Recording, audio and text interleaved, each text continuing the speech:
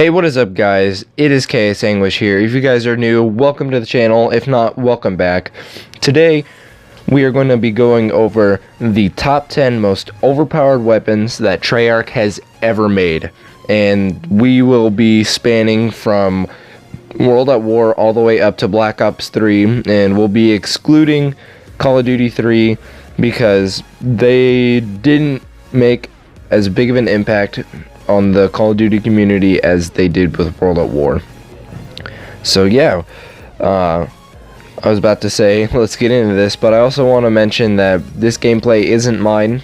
Majority of it, I don't have an Elgato or anything, so I can't capture old PS3, Xbox 360 gameplay, but I will link all their channels down in the description below. But enough stalling, let's go ahead and get straight into this. Alright, the first weapon we have here is from Call of Duty World at War, and it's the PTRS. And this game came out in 2008, and we have not seen another developer, at least in Call of Duty, put a weapon like this into their game. If you guys don't understand what I'm talking about, the PTRS was an anti-tank rifle. And in World at War maps, you could play, or on some of the maps that you could play in, they had drivable tanks. So not only could you use this as a sniper, but you could also take out tanks and people in the tanks with a fucking sniper rifle. We've never seen anything like that, and I think that's the reason why. But coming in here at number 9, we have the AK-74U from Call of Duty Black Ops 1. And I remember using this gun all the time in Black Ops 1. Once I realized that this gun was like the go-to submachine gun, that's all I used. All you needed to smack on there was rapid fire or just even fast mag, and you were good. This thing was a laser. It had great hip fire accuracy as well. It dealt a lot of damage. It had a decent fire rate and a decent mag size. I mean, 30 rounds in a submachine gun isn't bad, but it performed like an assault rifle. And coming in here at number 8, we have the AN-94 from Call of Duty Black Ops 2. And I know I'm actually gonna have people a little bit upset here. I know people expect this to be higher, but I feel like there are weapons on here that are better than this. For Black Ops 2, this was like one of the best games, but I feel like there are some other guns that deserve a higher spot on here. But the cool thing about the AN-94 was that its first 2 or 3 rounds shot faster than all the others, and it continuously got slower till it got to like 500 rounds per minute. And it was also remade in Black Ops 3 and did the exact same thing. But coming in here at number 7, we have the Galil, or the Galil. You can call it any way you want, from Black Ops 1, and this also made a return into Black Ops 3 as a DLC weapon, and that's a different story I can get into later, but in both games, they perform pretty much the same. No recoil, super fucking strong, great mag size, great reload speed. It was perfect. It just looked badass too. I'm always been a fan of weapons that have that little bar or handle across the side. I don't know, to me it looked badass and it was really fun. It handled great. But here at number 6, we have the MP40 from Call of Duty World at War, and this gun was like one of the original laser guns, I guess you could say, because COD 4 really changed the way Call of Duty was made and how it was played, at least as far as multiplayer went. And so Infinity Ward had their own set of overpowered weapons, and Treyarch was like, hey, they didn't really do a submachine gun, so I guess we'll give the MP40 laser hipfire accuracy. All you needed was extended mag, and you were fucking golden. And that's all anyone used in this game was MP40 extended mag, and would just hipfire you across the map. Here at number 5, we have the FAMAS from Black Ops 1, which made another return to Black Ops 3, and I forgot to mention the MP40 did as well. Treyarch seems to be enjoying a lot of their older weapons, and I guess they just wanted to put them back in their newest game. But this gun was so fucking powerful. It fired so fast.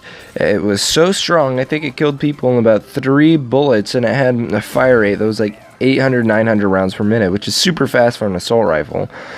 But the only thing is you had to learn its recoil pattern, and once you did that, you were golden. Coming in here at number 4, I'm going to include both the M8A1 and the M8A7, but you will probably be seeing M8A7 gameplay here. And these were 4-round burst assault rifles in both Black Ops 2 and 3. And when Black Ops 2 came out, we hadn't really seen a 4-round burst weapon. We usually dealt with 3-round burst, and to have a 4-round burst weapon, felt like it was going to be overpowered, and it kind of was, because once you got all 4 bullets connected to someone, they were more than likely going to go down. But for some reason, people took it better than they took the M16 from Call of Duty 4, so I guess it was just because the games were more balanced. But here at number 3, we have the legendary DSR-50 from Black Ops 2, and the sniper community will never forgive David Vonderhaar and his team for what they did to the sniper rifle. So if you guys weren't around at the time, or you're just not aware of it, this was the prominent sniper rifle for quickscopers back in the day, and it basically had the same fire speed as the Ballista, which was another sniper rifle in this game. It was one of the faster bolt actions, but it had more damage than it, and they eventually ended up, like 6 to 8 months later, nerfing the speed, the bolt speed, and it just pissed everyone off. But here number 2, and unfortunately has to take the number 2 spot, cannot give it any doubt that it is powerful, but the Brekkie from Black Ops 3, and I wish I didn't have to put it here. This is one of the most annoying guns a Treyarch has ever made, and it's one of the most annoying guns to die to.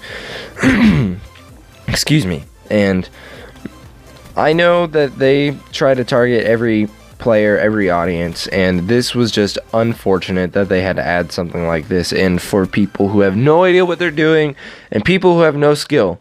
But that's fine, because here at the number 1 spot with the MSMC from Call of Duty Black Ops 2, which again made its way into Black Ops 3 somehow, and in both games they just absolutely dominated. This gun, I believe, had to be nerfed 3 times and is still prominently used in the game. It is so good. Basically, it's a pocket assault rifle, and it's the AK-74U from Black Ops 1 in Black Ops 2. But since this is only a top 10 spot, we can only have 10 spots, I wanted to go ahead and throw in some honorable mentions. And this first honorable mention is the Remington from Call of Duty Black Ops 2. And this was so much fun to use. I'm not a shotgun person, but oh my god, I love this gun. It was so much fun to do shotgun challenges with it. I don't know why. I guess it was just because the thing was a fucking tank. It was a fucking tank. I mean, it almost guarantees one-shot kills. And if you were on a small map like this, you were golden. But for some reason, when I died to this gun, when I played Black Ops 2, I never got pissed off. All the other Call of Duties, when I die to a shotgun, I do. But our second honorable mention here is the MP7 from Black Ops 2, and this will be our final honorable mention. And there was such a plethora of amazing guns that you could use in Black Ops 2, and this was just another one of them. And I believe people were happy to see this come back, because it was in Modern Warfare 3, and then they brought it back into Black Ops 2, and it pretty much stayed the same as it did in Modern Warfare 3. Fucking powerful, with no recoil whatsoever. I mean, just look at that. I don't know. I don't know what else to say. That gun was so much fun to use, and it was so good. It had to at least make an honorable mention spot. But yeah, if you guys did make it this far through the video and you did enjoy the video, go ahead and drop a like. If you guys want me to continue doing this, let me know in the comment section below. If you have any ideas for more top 10s, let me know. But yeah, that about wraps it up. Hope you guys have an amazing rest of your day, and I'll see y'all later.